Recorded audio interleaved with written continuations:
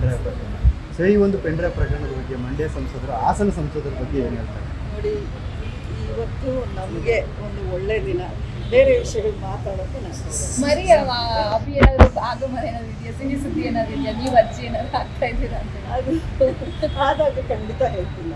Madam, ಇತ್ತೀಚೆಗೆ ದರ್ಶನ್ ಅವರಿಗೆ ಅಂಬರೀಷ್ ಅವರು ಇಷ್ಟಪಟ್ಟಂತ ಇದೆಲ್ಲ ನಾನು ಪರ್ಸನಲ್ ವಿಷಯ, ಗಿಫ್ಟ್ ಕೊಡ್ತಿದ್ದು, ದಾನ ಕೊಟ್ಟಿದ್ದು ಹೇಳ್ಕೊಳ್ಬಾರ್ದು.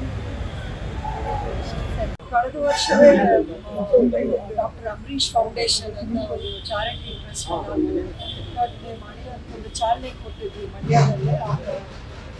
ಇಲ್ಲೇ ತೃತೀಯ ದಿನ ನವೆಂಬರ್ 26ಕ್ಕೆ ನಾವು ಮಂಡ್ಯದಲ್ಲಿ ಮಾಡಿದ್ವಿ.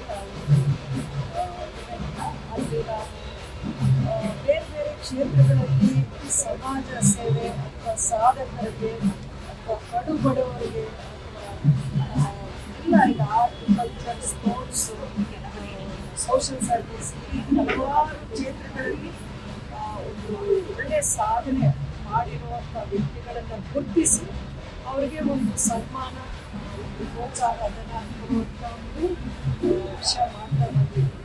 ಈ ವರ್ಷ ಹುಟ್ಟುಹಬ್ಬದ ದಿನ ಇನ್ನು ಕಳೆದ ವರ್ಷ 3 ಜನಕ್ಕೆ ನಾವು ಸನ್ಮಾನ ಮಾಡಿದ್ವಿ. ಈ ವರ್ಷ 4 ಜನಕ್ಕೆ ಮಾಡ್ತಾ ಇದ್ದೀವಿ. ಇದನ್ನು ಪ್ರತಿ ವರ್ಷ ಎಕ್ಸ್ಪ್ಯಾಂಡ್ ಮಾಡಿಕೊಂಡು ಇನ್ನಷ್ಟು ದೊಡ್ಡ ಮಟ್ಟದಲ್ಲಿ ಬೇರೆ ಬೇರೆ ಸೋಷಿಯಲ್ ಸರ್ವಿಸ್ ಸಂಬಂಧಪಟ್ಟ ಕೆಲಸಗಳನ್ನು ಮಾಡಬೇಕು. ಅಂಬರೀಷ್ ಅವರ ಜೀವನದಲ್ಲಿ ಎಲ್ಲರೂ ಅವರನ್ನು ಕಲಿಯುಗ ಕರ್ಣ ಅಂತಲೇ ಕರೀತಾ ಇದ್ರು. ಅವರ ನಂತರವೂ ಆ ಒಂದು ಕೆಲಸ ನಿಲ್ಲಬಾರದು, ಹಾಗೆ ಅದನ್ನು ಮುಂದುವರಿಸ್ಕೊಂಡು ಆ ಲೆಗಸಿನ ನಾವು ಕಂಟಿನ್ಯೂ ಮಾಡಬೇಕು, ಮುಂದುವರಿಸ್ಕೊಳ್ಬೇಕು ಅನ್ನೋ ಉದ್ದೇಶ ನನಗೆ ಅಭಿಷೇಕನು. ಸೊ ಆ ಒಂದು ನಿಟ್ಟಿನಲ್ಲಿ ಈ ಒಂದು ಕಾರ್ಯಕ್ರಮವನ್ನು ಮಂಡ್ಯದಲ್ಲಿ ಮಾಡ್ತೀವಿ.